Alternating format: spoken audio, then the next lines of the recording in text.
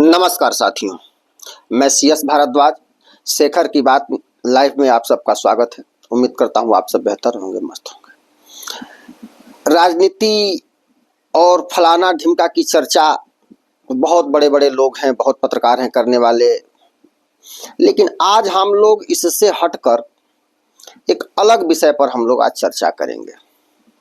आज का विषय होगा राष्ट्रवाद और मुसलमान। आज हम बात करेंगे कुछ राष्ट्रवादी मुसलमानों की। इससे पहले कि हम बात को शुरू करें, आप लोगों से निवेदन है, आप लोग चैनल को सब्सक्राइब कर लें अगर नहीं किया है तो। साथियों, आप अगर किसी मुसलमान से बात करेंगे राष्ट्रवाद के विषय पर या प्रश्न करेंगे तो वो झट से 3 नाम आपको गिना देते हैं। अशफाक उल्लाह खान, मीर अब्दुल हमीद और डॉक्टर APJ अब्दुल कलाम साहब का। इसके अलावा हमें नहीं लगता कि वो किसी का नाम ले पाएंगे या कोई है उस स्तर का। इन तीनों का नाम वो झट से गिना देते हैं।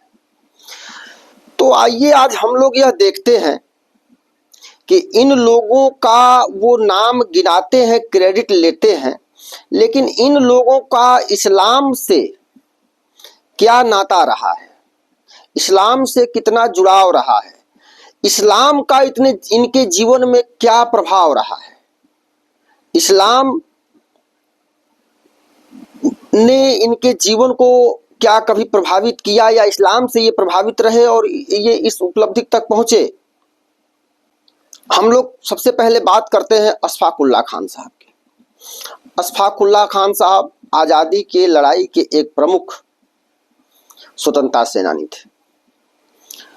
अशफाक उल्लाह साहब देशभक्त बने, वो मुसलमान थे लेकिन उनका आर्य समाज से वो हमेशा आर्य समाज के निकट रहे। अशफाक उल्लाह खान साहब आर्य इस्लाम से ज्यादा वो आर्य समाज के नजदीक रहे। कट्टर आर्य समाजी हिंदू राम प्रसाद बिस्मिल जी अशफाक उल्लाह खान साहब के परम मित्र थे। अशफाक उल्लाह खान साहब राम प्रसाद बिस्मिल के साथ प्रतिदिन मंदिर आया जाया करते थे। सनातन की संस्कृति, सनातन के जो संस्कार हैं उनसे उनका सदैव जुड़ाव रहा। राम प्रसाद बिस्मिल अपनी किताब में लिखे हैं कि एक बार अशफाक उल्लाह खान साहब को दिल का दौरा पड़ा। दिल का दौरा पड़ने के बाद वो बेहोशी की हालत में लगातार राम राम राम राम राम राम रटे जा रहे थे। यह सुन करके उनके जो भाई लोग हैं, भाईजान लोग जो हैं, उनको बहुत आश्चर्य हुआ कि ये आखिर अल्लाह अल्लाह नहीं कर रहा है, राम राम क्यों कर रहा है। और यही कारण रहा कि अशफाक उल्लाह खान साहब परम देशभक्त बने। आप इस्लाम से जुड़ करके और अशफाक उल्लाह खान साहब बन जाए, यह संभव नहीं है। मुझे नहीं लगता कि यह संभव है। अब हम बात करते हैं मीर अब्दुल हमीद की। मीर अब्दुल हमीद भारतीय सेना के एक सामान्य सिपाही थे। उनकी वीर गाथा, अदम्य साहस हम सब के लिए प्रेरणा स्रोत है। 1965 के युद्ध में वीर अब्दुल हमीद ने पाकिस्तान के कई टैंकों को, जो टैंक अपराजेय माने जाते थे, उन टैंकों को लगभग 8 टैंकों को अकेले वीर अब्दुल हमीद ने उड़ा दिया। अपने प्राणों की बाजी लगाकर पाकिस्तान के 8 टैंकों को अकेले उड़ा दिया और पाकिस्तान के सेना की कमर तोड़ दी और भारत युद्ध जीत गया। आज के मुसलमान, भारतीय जो मुसलमान आज हैं, वीर अब्दुल हमीद का क्रेडिट लेते हैं। ये भारत तेरे टुकड़े होंगे, इंशाअल्लाह इंशाअल्लाह, पाकिस्तान जिंदाबाद का नारा लगाने वाले ये भारतीय मुसलमान वीर अब्दुल हमीद का क्रेडिट लेते हैं, उनका उदाहरण देते हैं, ये कहना चाहते हैं कि वो मुसलमान थे। लेकिन शायद अगर आज वीर अब्दुल हमीद जीवित होते तो पाकिस्तानियों से पहले भारत के इन जिहादियों को उड़ा देते। लेकिन ये उनका क्रेडिट लेते हैं अनावश्यक, जबकि इनके गुण चरित्र व्यवहार में अब्दुल हमीद का रत्ती भर भी भारत तेरे टुकड़े होंगे, पाकिस्तान जिंदाबाद बोलने वाले अगर अब्दुल हमीद का क्रेडिट लें, अब्दुल हमीद का नाम लें, तो ये उनके नाम को कलंकित कर रहे हैं। उनका नाम लेकर के अपनी गंदी जुबान से उनका अपमान करते हैं, उनको मुसलमान से जोड़ करके। अब हम बात करते हैं डॉक्टर एपीजे अब्दुल कलाम साहब का। डॉक्टर एपीजे अब्दुल कलाम साहब हमारे देश के मिसाइल मैन कहे जाते हैं। वो भारत के राष्ट्रपति भी रहे। पंडित अटल बिहारी वाजपेयी के प्रधानमंत्री के कार्यकाल में उनको भारत का राष्ट्रपति बनाया गया। जब वो बने, ये भारत तेरे टुकड़े होंगे, पाकिस्तान जिंदाबाद कहने वाले ये भारतीय मुसलमान जो आज वाले हैं, ये एपीजे अब्दुल कलाम साहब का भी नाम लेते हैं, उनका क्रेडिट लेते हैं। क्या इस्लाम के संस्कार संस्कृति ने एपीजे अब्दुल कलाम साहब को महान बनाया, देशभक्त बनाया? एपीजे अब्दुल कलाम साहब मुसलमान होने के बावजूद सनातन संस्कृति से सदैव जुड़े रहे। वो सदैव मंदिर जाया करते थे। उन्होंने किसी मुल्ला या मौलवी को अपना गुरु नहीं माना था, प्रमुख स्वामी जी महाराज को उन्होंने अपना गुरु माना था। अब्दुल कलाम साहब अपनी किताबों में और अपने कई व्याख्यानों में बता चुके हैं कि मेरी सफलता का राज सनातन से जुड़ाव रहा है, हिंदू संस्कृति और हिंदू जो आध्यात्मिक चेतना है उससे जुड़ने का परिणाम रहा है मेरी सफलता। एपीजे अब्दुल कलाम साहब प्रतिदिन सुबह गीता का पाठ करते थे और उनको जब भी फुर्सत मिलता था तो वो बताते थे, वो लिखे हैं अपनी किताबों में, अपनी आत्मकथा में, कि मैं गीता से जुड़ जाया करता था और मुझे शांति मिलती थी और मेरे जो रास्ते की उलझने थी और या जो मेरी उलझने थी उसका समाधान मिल जाता था। एपीजे अब्दुल कलाम साहब रात को प्रतिदिन रामायण और महाभारत पढ़ते थे। उन्होंने ये सारी बातें अपनी व्याख्यानों में और अपनी आत्मकथा में भी बताया है। अब्दुल कलाम साहब ने अपने आध्यात्मिक अनुभवों पर एक किताब भी लिखी है। उनकी जैसे turning point, wings of power, ये सब उनकी प्रमुख किताबें हैं और भी हैं। आप सोच सकते हैं, इतनी बड़ी कौम, 30 करोड़ अपने आप को यहाँ ये बताते हैं मुसलमान, लेकिन पिछले 1000 सालों में इनको गिनाने के लिए सिर्फ 3 नाम मिलते हैं, जबकि आतंकवादी अनगिनत हैं इनके कौम में, उनके आप नाम नहीं गिन सकते।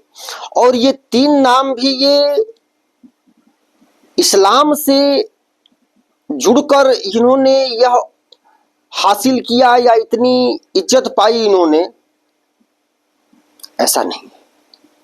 सनातन से जुड़ाव इनको महान बना गया, इनको सम्मान दिला गया। शायद अगर ये भी इस्लाम से जुड़े होते और सनातन से दूर होते, नहीं जुड़ते, तो ये भी आतंकवादी या कहीं हलाला करते नजर आते।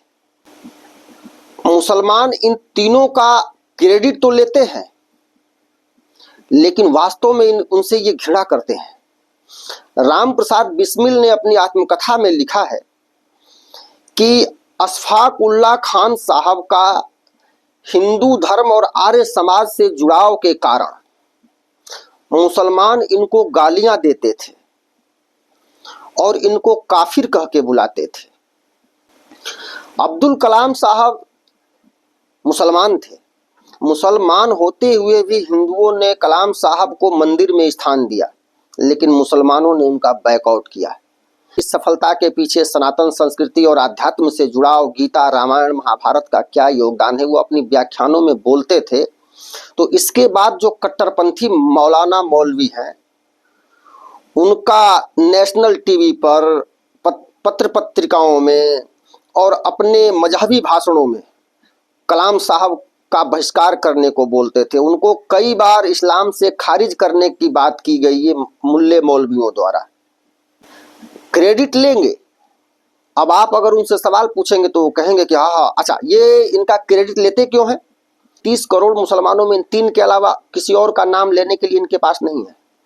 ये सिर्फ 3 लोगों का ये नाम लेंगे, लेकिन इनसे ये अंदर से घृणा करते हैं, क्योंकि इनका जुड़ाव सनातन से रहा है, इसलिए ये इनसे घृणा करते हैं। बस क्रेडिट लेने के लिए, सुनने सुनाने के लिए, और सिर्फ इसलिए कि यह प्रश्न ही इतना कठिन है कि राष्ट्रवादी मुसलमानों का नाम बताओ, तो इन तीनों के अलावा है ही नहीं, और इन तीनों का जुड़ाव सनातन से रहा है, हिंदू सभ्यता संस्कृति से रहा है, हिंदू आध्यात्म, सनातन आध्यात्म से रहा है, तब ये देशभक्त और महान बने।